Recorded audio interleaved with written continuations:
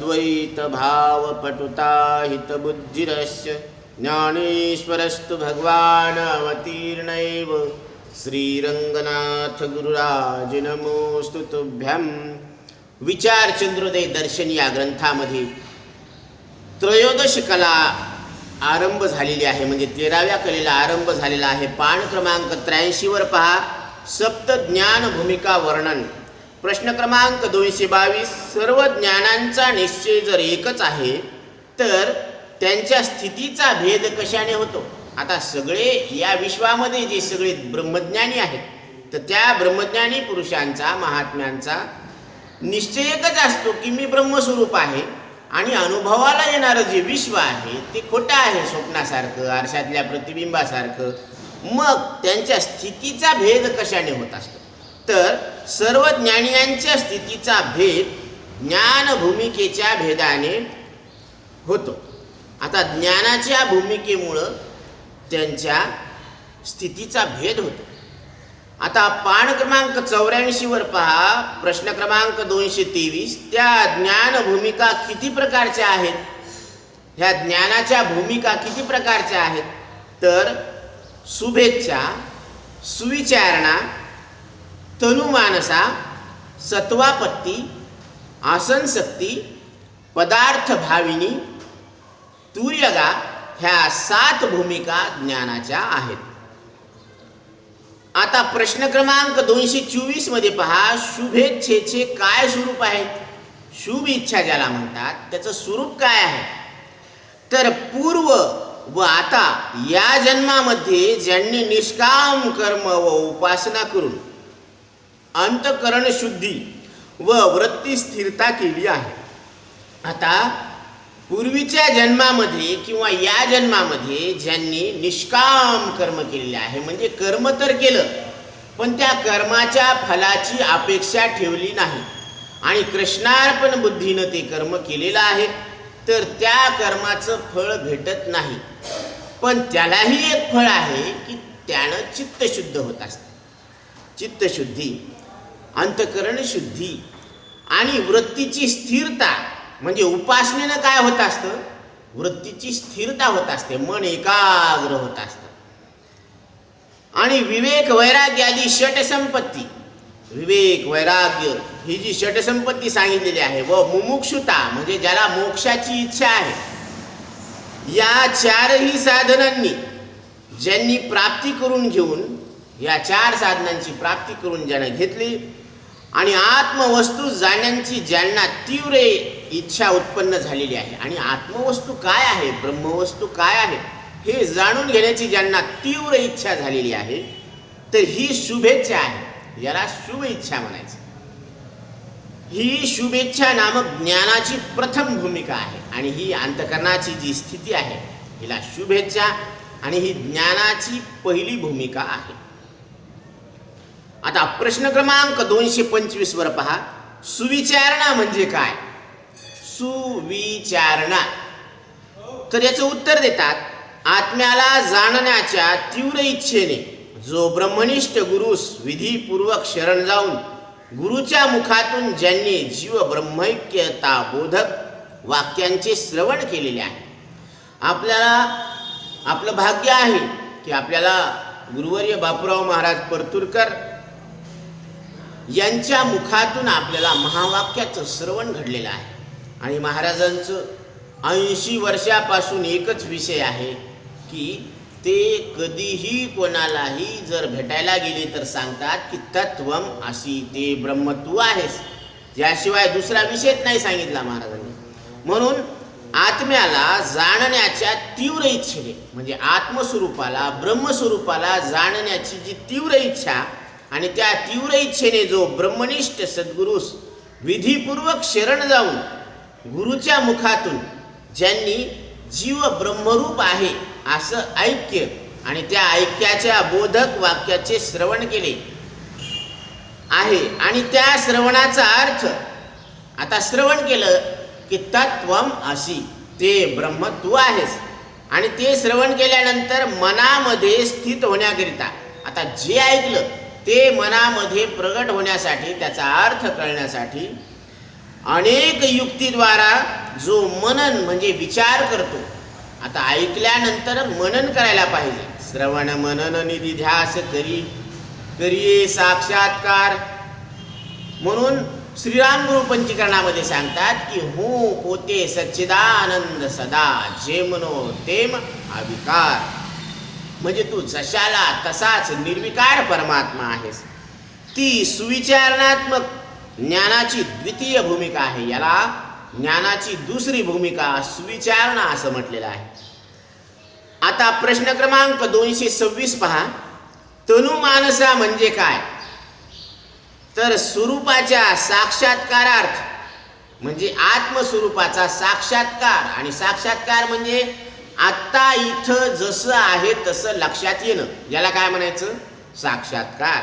आता शब्दाचा साक्षात्कार नाही का?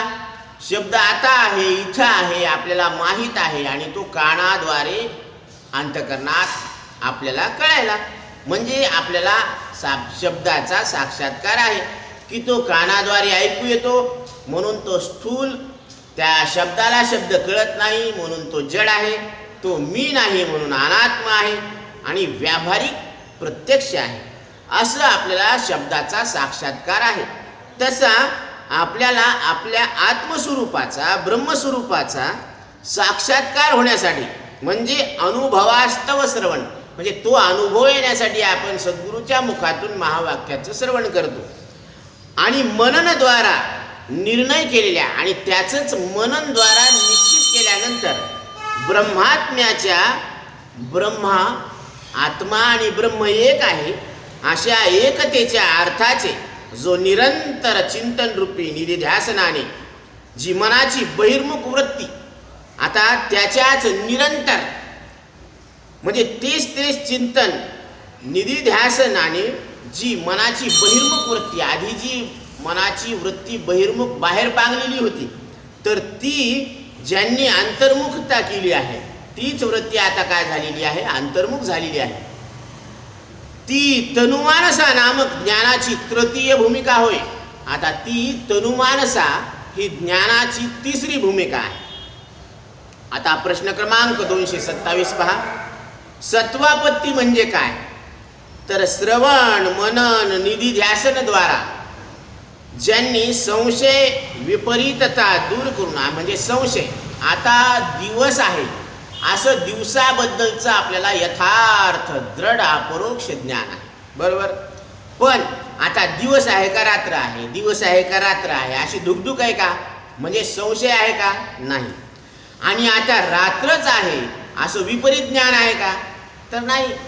म्हणजे संशय विपर्यास रहित दृढ अपरोक्ष ज्ञान आपल्याला आत्ता आहे की आता दिवस आहे. तसं श्रवण मनन आणि निधिध्यासनद्वारा ज्यांनी संशय विपरीतता दूर करून म्हणजे त्याला आता लक्षात आलं की मी आत्मा ब्रह्मरूप आहे, मला जन्ममरण नाही, येणं जाणं नाही आणि सुखदुःख नाही. कारण येणं जाणं हा प्राण्याचा धर्म आहे, जन्मणं मरणं हा शरीराचा धर्म आहे आणि सुखदुःख हा अंतःकरणाचा धर्म आहे. आणि आपण जाणणारे मात्र ब्रह्मस्वरूप आहोत. म्हणून पंचीकरणामध्ये श्रीराम गुरु सांगतात की जन्म मरण देहने कहे शुद्धा पिपाशा प्राण शोक मोह मरणो धर्म होते ब्रह्म प्रमाण. अशा पद्धतीने जो स्वरूपनिष्ठ अशा निर्विकल्प स्थिती प्राप्त झाल्याने ज्याला निर्विकल्प अशी स्थिती प्राप्त झालेली आहे झाल्याने तत्वज्ञानयुक्त अशा तत्वांची म्हणजे शुद्ध अंतःकरणाची ज्यास प्राप्ती झालेली आहे ती सत्वापत्ती नामक ज्ञानाची चौथी भूमिका आहे. ही सत्वापत्ती नामक ज्ञानाची चौथी भूमिका आहे. आता प्रश्न क्रमांक 228. आसन शक्ती म्हणजे काय? तर आसन शक्ती म्हणजे काय? तर निर्विकल्प समाधीच्या अभ्यासाच्या परिपक्वतेने ज्याची देहासंबंधी अहम ममता गलित होऊन अर्थात देहाधिकाविषयी ज्याच्या ठाई संपूर्णपणे आसक्तीचा अभाव म्हणजे प्रीतीचा अभाव घडत आहे ती आसन शक्ती नामक ज्ञानाची पंचम भूमिका होय. म्हणजे निर्विकल्प समाधी म्हणजे आता अंतःकरणामध्ये कुठलाच विकल्प राहत नाही आणि विकल्प नसल्यामुळे विषयाचं ज्ञान होत नाही आणि विषयाचं ज्ञान होत नसल्यामुळे तिथं नामरूपाचा सुद्धा अभाव झालेला आहे. अशा निर्विकल्प समाधीच्या अभ्यासाच्या परिपक्वतेने म्हणजे तो अभ्यास त्याचा गाढा अभ्यास झाला, परिपक्व झालेला आहे. ज्यांची देहासंबंधी म्हणजे देहाबद्दलची अहंता आहे म्हणजे हे हा देह मी आहे, माझा आहे अशी अहंता आणि ममता गलित होऊन म्हणजे संसार मनातून गळून पडे, कसली जीवाला भूल पडे, कसली जीवाला भूल पडे. म्हणजे जीवाला भूल पडत असते. मी आणि माझं हा शरीराचा भाव याची भूल पडत असते. ह्याला गलित होऊन अर्थात देहाधिकाविषयी ज्याच्या ठाई संपूर्णपणे आसक्तीचा अभाव आणि आसक्तीचा अभाव म्हणजे प्रीतीचा अभाव म्हणजे याच्याबद्दल प्रेम राहिलेलं नाही. हा तर ती आसनशक्ती नामक ज्ञानाची पंचम भूमिका आहे. ही ज्ञानाची 5वी भूमिका आहे. आता पान क्रमांक 85 वर पहा, प्रश्न क्रमांक 229.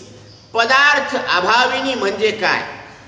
तर दृढतर अशा निर्विकल्प समाधीच्या अभ्यासाने ज्याच्या अंतःकरणामध्ये निर्विकल्प समाधीचा अभ्यास गाढा झालेला आहे, दृढ झालेला आहे, पक्का झालेला आहे, तिथं देहादिक पदार्थाची म्हणजे देहादिक पदार्थाचा अभाव झालेला आहे.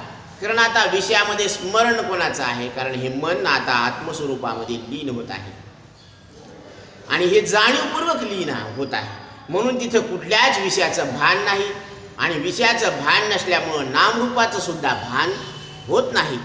आणि अधिष्ठान रूपत्वे करून प्रतीती घडल्याने आता सगळ्याच पदार्थांचा अधिष्ठान रूप परमात्मा मी आहे. कारण कल्पित वस्तू अधिष्ठान रूप परमात्मा असते आहे हा शास्त्राचा सिद्धांत आहे.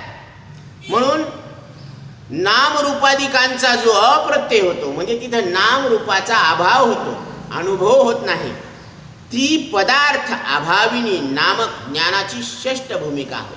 ही पदार्थ अभाविनी नामक ज्ञानाची 6वी भूमिका आहे. किती सुंदर पद्धतीने आपल्याला पंडित प्रल्हाद बुवा सुबंध यांनी खोल विचार करून सांगितलं. जसं चावून चावून चावून लेकराला अशी आई काय करते ती घास भरवते, तसं पंडित प्रल्हाद बुवा सुबंध यांचे अनंत उपकार आहेत आपल्यावर. गुरुवर्य बापूराव महाराज परतूरकर आणि वेदांत केशरी रंगनाथ महाराज परभणीकर यांचे अनंत उपकार आहेत आपल्यावर की यांनी आपल्याला इतक्या सोप्या पद्धतीनं हे ब्रह्मज्ञान आपल्याला समजावून सांगितलेलं आहे. आता प्रश्न क्रमांक 230. तुर्यगा म्हणजे काय? ज्ञान, अज्ञान, ज्ञेय. आता ज्ञान, अज्ञान आणि ज्ञेय. ज्ञान म्हणजे आत्मस्वरूपाचं विशेष रूपानं ज्ञान होणं आणि अज्ञान म्हणजे आपल्या आत्मस्वरूपाचं विशेष रूपाचं न कळणं म्हणजे याला अज्ञान. आणि ज्ञेय म्हणजे ज्या कळणाऱ्या वस्तू आहेत त्याला ज्ञेय म्हणतात. मग ती इंद्रियाद्वारे कळणाऱ्या स्थूल ज्ञेय आहेत आणि इंद्रिया वाचून कळणारे सूक्ष्म ज्ञेय आहेत. तर इथं ज्ञान, अज्ञान, ज्ञेय या त्रिपुटीचा म्हणजे ही त्रिपुटी आहे. चतुर्थ पंचम भूमिकावत म्हणजे 4थी आणि 5वी म्हणजे सत्वापत्ती आणि आसनशक्ती. तर भावत्वाने या भावनेने आणि 6ष्ठ भूमिकावत म्हणजे पदार्थ अभाविनी अभावत्याने म्हणजे यांच्या अभावत्वाने ज्याच्या ठाई प्रत्यय होत नाही, ज्याच्या ठिकाणी अशी प्रतीती येत नाही, अशा प्रकारे स्वपर उत्थान रहित. स्वपर उत्थान रहित म्हणजे समाधीतून उत्थान होणं आणि समाधी लागणं. पण समाधीतून उत्थान झाल्यानंतर काय होत असतं? या विश्वाचं दर्शन होत असतं आणि समाधी घेतली की ह्या विश्वाचं दर्शन होत नाही. बहु जवजव होय तव तव न दिसे, लपे तव तो आभासी. म्हणजे काय सांगतात ज्ञानोबराय चांगदेव महाराजांना? प्रगटे तव तव आभासी, लपे तव तव न दिसे. ना प्रगटे ना लपाला न खुमता जो. म्हणजे त्याच्या समाधीच्या उत्थान होण्यामध्ये आणि समाधी घेण्यामध्ये त्याच्यामध्ये मात्र काही बिघाड झालेला नाही. न खोमता म्हणजे त्याच्यामध्ये काहीच बिघाड झालेला नाही. तो जशाला तसाच आहे. ॲज इट इज कॉन्स्टंट म्हणजे कुटस्थ, ज्याच्यामध्ये बदल झालेला नाही असा. म्हणून स्वपर उत्थान रहित तूर्य पदामध्ये म्हणजे स्थूल सूक्ष्म आणि कारण हे तिन्ही देह खोटे आहेत आणि तत्सापेक्ष तूर्य तुरीय असं ज्याला नाव आलेलं आहे ना, त्या पदामध्ये ज्या मनाची स्थिती होते म्हणजे ते मन आता आत्मस्वरूपामध्ये लीन झालेलं आहे. मन हे राम झाले, मन हे राम झाले, प्रवृत्ती ग्रासूनी कैसे निवृत्तीसी आले, प्रवृत्ती ग्रासूनी कैसे निवृत्तीसी आले. हे मन निवृत्ती पदाला येऊन पोहोचलेलं आहे. वृत्ती हे निवृत्त झाली, जन न दिसे तेथे. अशा पद्धतीनं हे मन हा मोगरा अर्पुणी ईश्वरा पुनरपी संसारा येणे नाही. परत परत या जन्म मरणाच्या फेऱ्यामध्ये त्याला येणं नाही. त्याची सरली येरझार झाला सफल व्यापार. अशा पद्धतीनं हा व्यापार सफल झालेला आहे. आणि हा व्यापार सफल होण्याची कला योगिया साधली जीवनकला. ही जीवनकला आपल्याला साधू संत जगद्गुरु तुकोबराय, ज्ञानोबराय, नाथ महाराज, गुरुवर्य बापूराव महाराज आपल्याला शिकवतात. आणि पंडित प्रल्हाद बुवा सुद्धा आपल्याला हीच गोष्ट सांगतात. प्रश्न क्रमांक 231 वर पहा. या सप्त भूमिका कोणाचे साधन आहेत? आता ह्या 7 भूमिका आहेत अंतकरणाच्या, ज्ञानाच्या, ज्ञानी पुरुषाच्या अंतकरणाच्या. ह्या 7 भूमिका आहेत. तर प्रथम द्वितीय व तृतीय म्हणजे शुभेच्छा सुविचारणा तनुमानसा या भूमिका तत्वज्ञानाचे साधन आहेत. हे तत्वज्ञानाचं साधन आहे. आणि सत्वापत्ती ही चतुर्थ भूमिका ही तत्वज्ञान रूप असल्याने जीवनमुक्ती आणि विदेहमुक्तीचे साधन होय. हे जीवनमुक्ती आणि विदेहमुक्तीचं साधन आहे. आता इथं कृतिपासक म्हणजे ज्ञानापूर्वी ज्यांनी दृढ उपासना केली आहे आणि अकृती उपासक म्हणजे ज्ञानापूर्वी ज्यांच्याकडून पूर्व उपासना घडली नाही. या भेदे करून चतुर्थ भूमिकारूप ज्ञानाचे अधिकारी 2 आहेत. त्यामध्ये एक कृतिपासक हा सम्यक वैराग्यादी साधनाने युक्त असल्याने तो ज्ञानानंतर अल्पभासाने सहज पंचमादी भूमिका हस्तगत करून घेतो म्हणजे त्या भूमिकेवर आरूढ होतो. आणि नंबर 2 अकृतिपासकाकडून ज्ञानापूर्वी यशस्वीतेने उपासना न घडल्याने त्याची उपासनाच घडली नाही तर त्याने ज्ञान साधन जी वैराग्यादी संपत्ती ती अस्पष्ट असते. म्हणजे त्याच्या ठिकाणी अस्पष्ट अशी वैराग्यादी संपत्ती असते. मात्र बुद्धीच्या प्रखरतेजाने तो ज्ञानाची चतुर्थ भूमिका हस्तगत करून घेतो आणि त्याची बुद्धी तल्लक असते. तथापि त्यांनी ज्ञान पश्चात जर दृढ अभ्यास केला तर कदाचित त्या पंचमादी भूमिका प्राप्त होतात. त्वरित नाही, हळूहळू का होईना, पण जसा ऊस चरखात गेला, कांड्या नका होईना पण गेला ना. आता पहिला कांडा गेला म्हणजे शेवटपर्यंत ते चरखात जाणारच आहे. तसे हे अंतकरण ज्ञानाच्या चरखात गेलं म्हणजे हे पूर्ण ज्ञानरूपच होणार आहे. म्हणून ही तत्वज्ञान रूप असल्याने जीवनमुक्ती आणि विदेहमुक्तीचे साधन होय. पंचम, षष्ठ आणि सप्तम भूमिका म्हणजे पदार्थ भाविनी, तूर्यगा आणि आसनशक्ती या भूमिका जीवनमुक्तीच्या विलक्षण आनंदाचे साधन होत. याच्यामध्ये जीवनमुक्तीचा विलक्षण आनंद आहे आणि तो विलक्षण आनंद आपल्या सर्वांना भोगायचा आहे आणि ती एक सुवर्ण संधी आपल्याला प्राप्त झालेली आहे. म्हणून याची देही याची डोळा भोगमुक्तीचा सोहळा, भोगमुक्तीचा सोहळा, भोगमुक्तीचा सोहळा. आपल्याला याच देहात, या मरणाऱ्या देहात, मरणाऱ्या इंद्रियात, मरणाऱ्या वासनेत मी न मरणारा परमात्मा आहे, अमृत स्वरूप परमात्मा आहे असा जीवनमुक्तीचा सोहळा भोगायचा आहे. आणि ही गोष्ट आपण ध्यानात ठेवायला पाहिजे आणि आनंदानं जीवन जगायला पाहिजे. असं आपल्याला पंडित प्रल्हाद बुवा सुबंध इथं सांगतात. पुंडलिकावरदे हरिविठ्ठल श्री ज्ञानदेव